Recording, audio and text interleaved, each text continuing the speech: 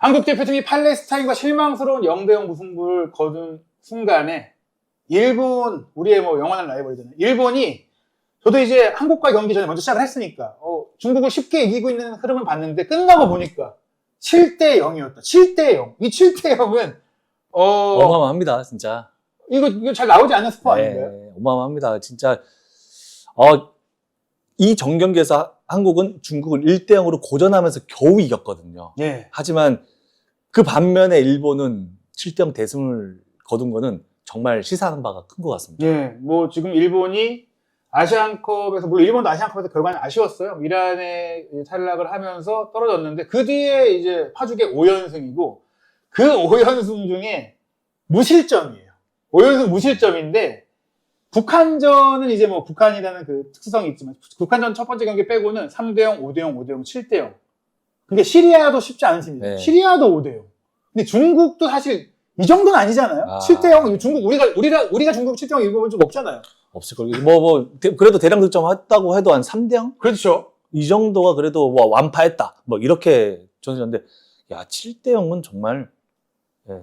예. 이게 어떻게 보면 지금 우리의 현 주소와 일본의 좀 주소를 좀 비교해 볼 수 있는 상황인 것 같은데, 솔직히 일본도 좋은 선수가 많아요. 그리고 일본 자체가 오랫동안 뭐 시스템과 인프라가 다 구축했지만 그럼에도 불구하고 여전히 포지션별로 아시아 최고의 선수는 우리가 갖고 있지 않느냐. 뭐 당연히 뭐 이론의 여지 없이 손흥민 선수, 맞습니다. 뭐 아시아 역사상 최고의 선수고, 김민정 선수도 솔직히 뭐 일본에 좋은 선수들이 많지만 맞죠. 개인기량을 봤을 때는 뭐 독보적으로 아시아 최고의 수비수죠. 예, 네. 그리고 이강인 선수도 일본에 아무리 뛰어난 미드필더가 많다고 해도 그 번뜩임과 천재성, 파리 생제르맹에서 이렇게 뛰면서 그렇죠. 보여주는 그 능력들은 뭐 일본의 어떤 선수와 비교해도 저는 좀 앞선다고 생각을 하거든요.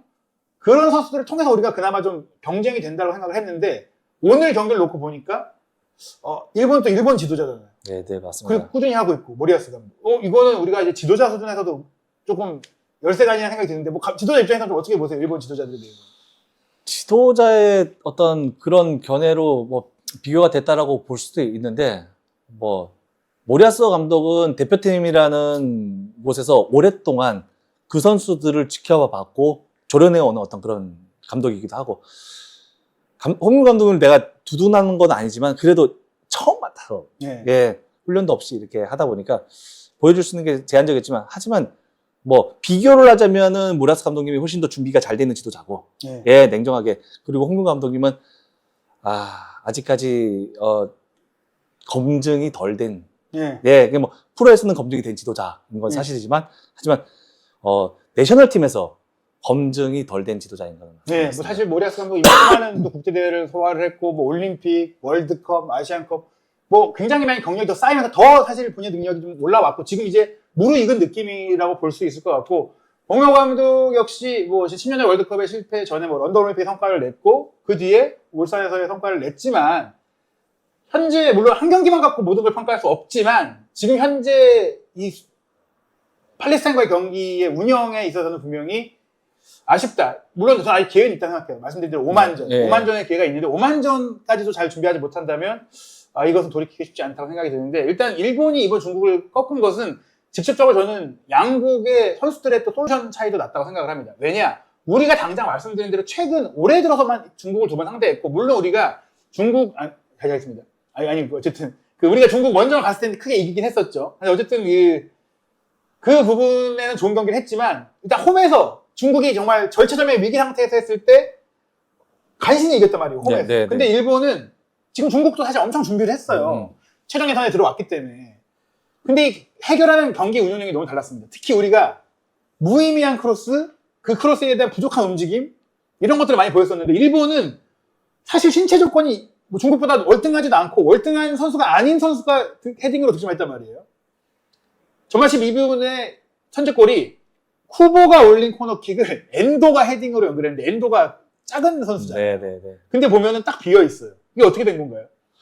나름대로 준비가 된 것 같아요. 이 안에 있는 어떤 그 스트라이커 선수가, 여기 안에 깊이 있는 선수가 여기를 스크린하고 있는 어떤 그런 형태의 모습을 보이고, 솔로로 있거든요. 끌고 들어가서 이 선수들이 솔로로 뜰 수 있는 기회를 만들어준 거죠.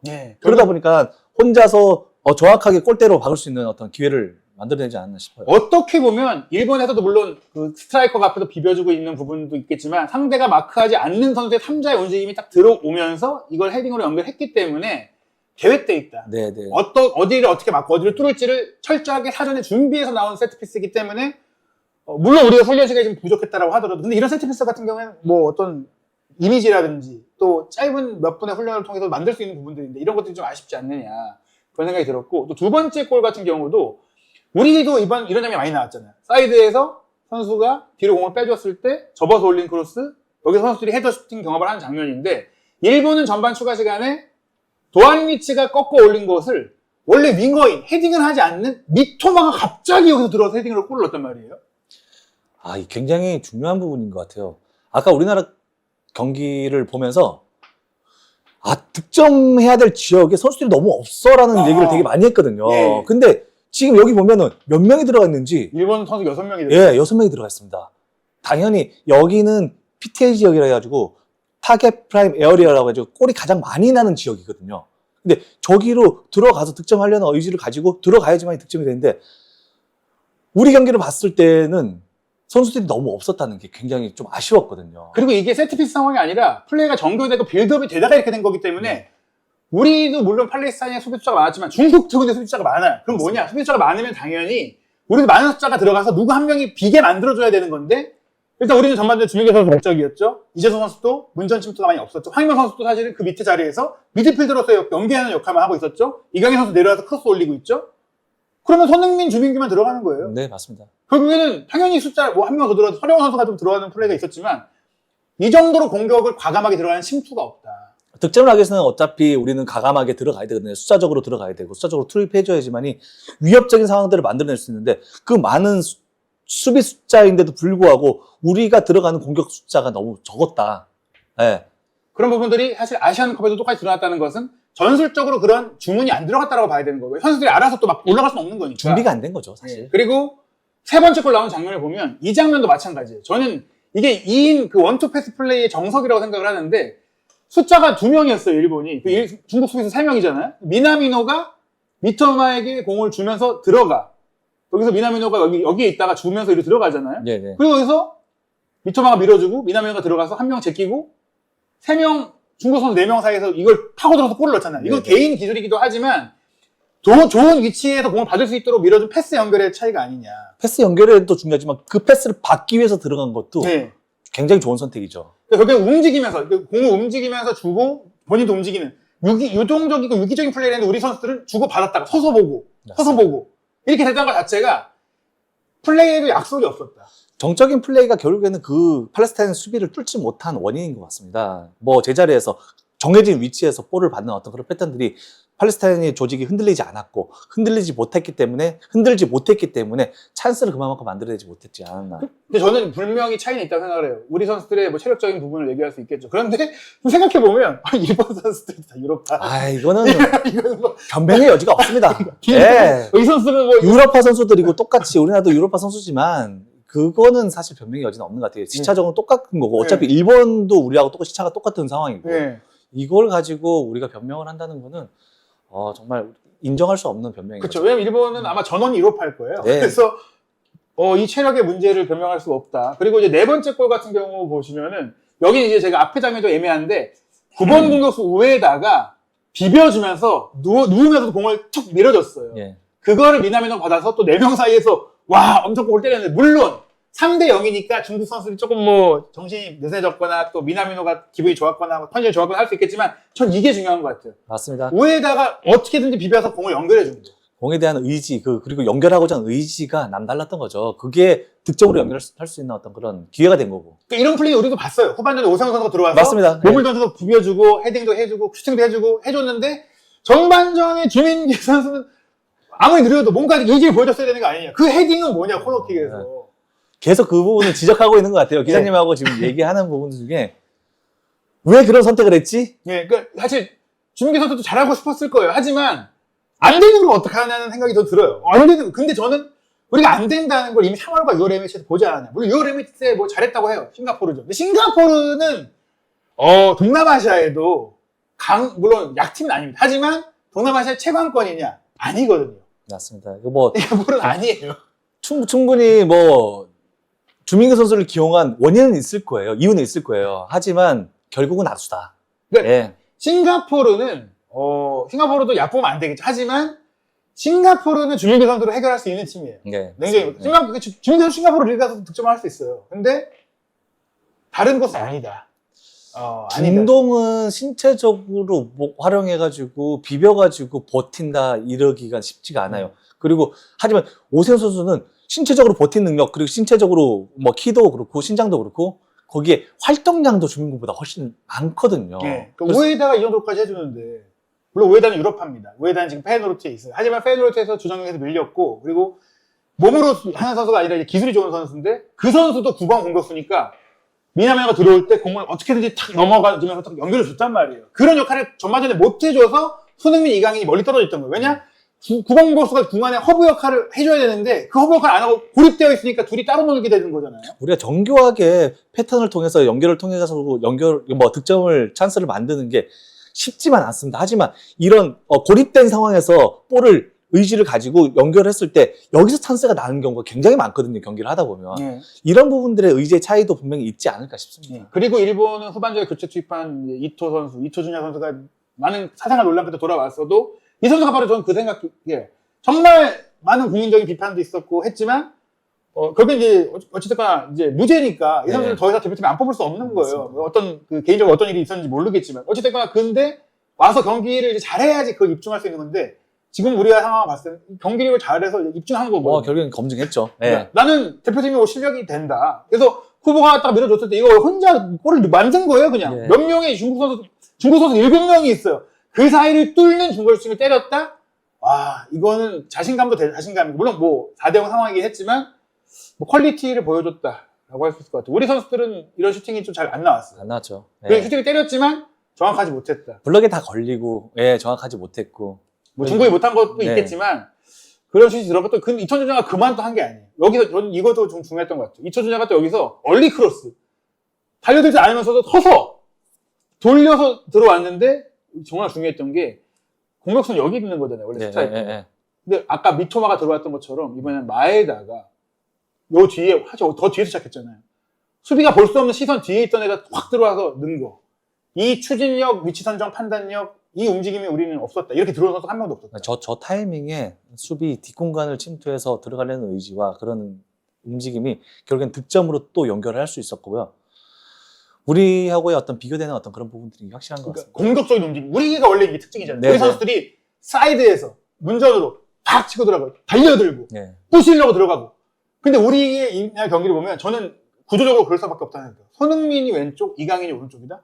손흥민이 윙 플레이어가 아니잖아요.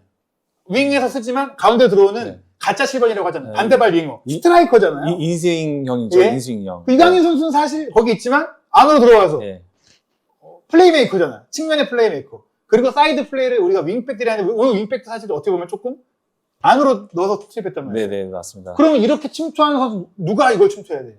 역할적으로. 그러면은 할 수 있는 선수들은 여기서는 공격형 이재정 선수다. 뭐 또는 황인범 선수다. 이렇게 들어와야 되는데 그 선수들이 들어오지는 못했거든요. 그런 성향을 즐긴 선수가 아니 그 선수들이 발을 공을 소유하면서 플레이하는 좋아하는 선수이기 때문에 우리 이런 저돌적인 선수를 단 하나도 뽑지 않고 그런 플레이자도 시도하지 않고 있다. 일본이 이렇게 하는데. 구성하지 않았죠.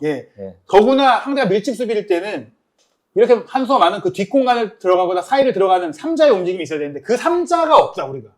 3자로 움직일 선수 자체가 없었다. 오히려 이동경 선수가 들어왔을 때만 생겼는데 너무 시간이 뭐 제한적이었었고. 뭐 그 선수조차도 근데 중거 슈팅을 때리는 선수 들어가는 선수는 아니잖아요. 3자의 움직임을 할 수 있는 어떤 그런 포메이션을 먼저 구축해야죠. 그렇죠. 3자의 움직임을 어떤 예전에 케인 선수 9번 스트라이커지만 끌고 나와서 그 뒷공간을 침투할 수 있는 어떤 그런 역할을 할 수 있는 선수들. 그래서 그런 섀도우 스트라이커 선수가 좀 더 공격적으로 침투할 수 있는 성향의 선수들을 배치해서 그런 공간을 창출했다면 좀 더 기회를 만들 수 있지 않았을까 싶습니다. 저는 솔직히 이런 생각을 했었어요. 황희찬 선수를 이재동 선수 대신 투입했던 그 선택은 좋았다고 생각해요. 저희도 그런 얘기를 했었잖아요. 왜냐하면 지금 치고 들어가는 선수가 없기 때문에 숫자가 부족한데 오세훈 선수를 넣은 상태에서 9번도 필요하고 이강인, 손흥민이 뺄 수 없다면 미드필드를 줄이고 공격 숫자를 늘릴 수밖에 없다. 스트라이커 성향을 넣어야 한다. 그런데 오히려 이 정도로 경기가 안 풀렸다면 80분경에 뭐 엄지성 선수라, 그러니까 저 문전으로 치고 들어갈 수 있는 공격 수를 더 많이 넣었어야 됐다. 맞죠. 수비수가 들이더라도. 근데 우리가 물론 역습의 위협도 있었기 때문에 쉽지 않았겠지만, 그리고 애초에 선수 선발 구성에서도 말씀드렸듯이 포워드 자원이 너무 적잖아요. 맞습니다. 저는 이 구성상에서 애초에 달려 들어가면서 이렇게 골을 넣을 수 있는 선수가 너무 없지 않느냐. 이런 상태로 어떻게 우리가 밀집 수비를 깰 수 있겠느냐라고 근본적인 질문이 들더라고요. 황희찬 선수가 사실 잘하는 게 도전적인 그런 어떤 움직임과 저돌적인 어떤 그런 선택인데 이런 선택을 할 수 있을 만한 어떤 선수 구성이 조금 안 됐던 것 같고요. 그러다 보니까 결국에는 전술적인 운영할 수 있는 옵션도 제한될 수밖에 없지 않았나 싶습니다. 그게 중요한 것 같아요. 저는 단순히 그 역할을 대신할 수 있는 체력적 더블 스쿼드가 아니라 팀 안에는 그 플랜 B가 될 수 있는 다른 다양한 선수가 필요하지 않느냐는데 우리 명단을 보면은 그렇지 않은 것 같다. 단지 이배수를 뽑아놨을 뿐이다라는 느낌입니다. 지금 몸 좋은 이배수 그냥. 예. 그리고 마지막 골 같은 경우도 이건 정말 대단했다고 생각하는데요. 원래 처음에 여기서 시작했었거든요. 예, 이쪽에 그쵸. 여기서 밀어주고 여기서 시작한 거예요 원래. 이렇게 밀어주고 가고 돌렸어. 밀집 수비를 흔들어 넣는 거죠. 활발한 사이드 체인지. 돌렸을 때 여기서 이토주니아가 수비를 자신 쪽으로 두 명을 몰아놓고 빼주고. 근데 여기서 계속 돌렸으니까 여기서 다 자연스럽게 선수들이 우왕좌왕하다가 몰렸을 때 여기 공간이 확 비었잖아요. 밀려났었죠. 그러면서 후보가 받자마자 치고 한번 들어가서 빵 때려서 골. 이거는 팀적으로 개인적으로 모두 성공적인 골이 아니냐. 준비가 잘 돼 있다라고 볼 수밖에 없는 것 같아요. 뭐 저기 좁은 공간에서도 빈 공간을 활용해서 밀고 들어갔었고 밀고 들어갔어도 거기서도 아주 도전적으로 슈팅을 해서 득점까지 만들어내는 어떤 그 모습은 뭐 인정할 수밖에 없는 상황인 것 같아요. 그러니까 이런 패턴이 나올 수 있었던 일본의 그 세부 전술을 우리가 갖춰야 되고 이거를 단지 뭐 선수들의 컨디션과 이런 것들을 얘기하기에는 우리가 일본의 상황을 봤을 때는 변명의 여지가 없다. 우리가 지금 필요한 것은 전술적인 보완이 정말 필요하다. 그 전술적인 보완은 선수 선발 단계부터 선발 선수 선택과 경기 중에 교체 전략까지 더 치밀하게 시나리오를 가지고 있어야 되는 게 아니에요. 상대가 어떻게 나올지에 대해서도 치밀하게 분석을 했다면 이렇게 나오겠지. 저희도 얘기했잖아요. 경기 전에. 이 팀이 올 시즌에 올해 들어 치는 경기 중에 상당수를 4-4의 기반을 썼는데 한 5백을 썼던 것은 시험했던 호주전 뿐이니까 근데 그게 잘 안 통했으니까 이번 경기 똑같이 나올 가능성이 높다. 그 형태로 우리를 경기했다면은 어떻게 운영을 할까? 그 전술을 어떻게 깰까?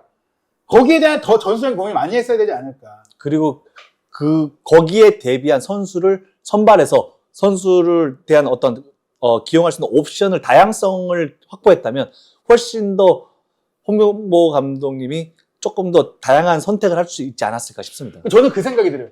월드컵 본선까지 시간이 있단 말이에요. 그 기간 동안 대표팀이 같은 비슷한 것들이 자주 호흡을 맞춘다고 그 조직력이 이어지다고 생각하지 않거든요. 그 조직력은 사실 근 6개월 안에 그 소집 기간으로 충분히 만들 수 있다. 왜냐면 그 기간 안에 어떤 선수가 빠질 수도 있고 폼이 떨어질 수도 있고 그럴 수 있기 때문에 지금 단계에 선수를 고정시키는 건 말이 안 되고 스페인을 예를 들면 사실 스페인은 워낙 좋은 선수가 많긴 하지만 그 스페인은 말씀하신 대로 소집 때마다 그 팀에 맞는 선수가 다르게 소집이 돼요. 물론 코어는 있지만 더 대응이 되는 선수들이 들어온단 말이에요. 그 스페인이 좋은 대회 성적을 낼 때는 항상 선발 명단에 있는 선수와 벤치에 있는 선수들의 스타일이 달라.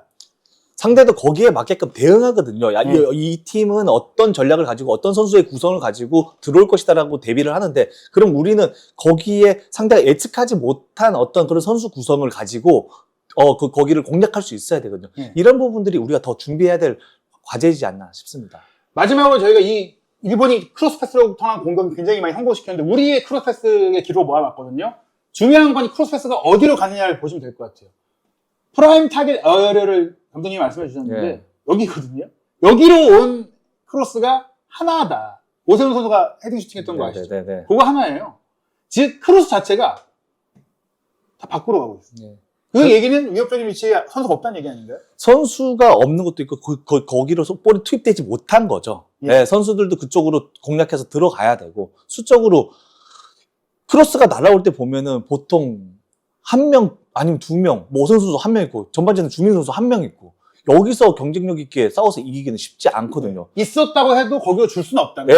넣기가 쉽지 않죠. 혼자 고립되어 있는 상황인 걸 확인했는데 거기에 볼을 투입한다? 그거는 크로스 올리는 선수 입장에서도 조금 쉽지 않은 선택이 될 수 있거든요. 그리고 앞서 말씀드린 대로 미토마가 열려 들어올 때 우에다가 여기 있었던 것처럼 또 마에다가 이렇게 들어올 때 다른 스트라이커가 여기 있었던 것처럼 여기 선수가 유인해주고 올라온 크로스를 이렇게 받을 수 있게 해줘야 되는데 다 밖으로 가고 있다는 것은 3자의 움직임도 없고 또 크로스 자체도 이제 뭐 좋지 않았던 경우도 있겠지만 뭐 저항성도 떨어진 것도 사실이고요. 그래서 전반적으로 우리는 결국 밀집 수비를 깨는 가장 정석이 크로스 측면에서 크로스인데 왜냐면 밀집 수비가 사이드까지는 다 막을 수는 없으니까. 네, 근데 네. 여기서 우리의 플레이들이 너무 단조로웠고 네. 그리고 뭐 사이드를 돌파하지 못하고 사이드가 만약에 막혀 있다면 현대 축구에서 가장 많이 위협적으로 추구하는 게 이 하프 스페이스거든요. 예. 예, 이 하프 스페이스를 공략해서 이 안에 여기가 깨지면은 결국에는 안의 조직이 무너지거든요. 예. 그걸 공략하는 어떤 선택도 분명히 필요했었는데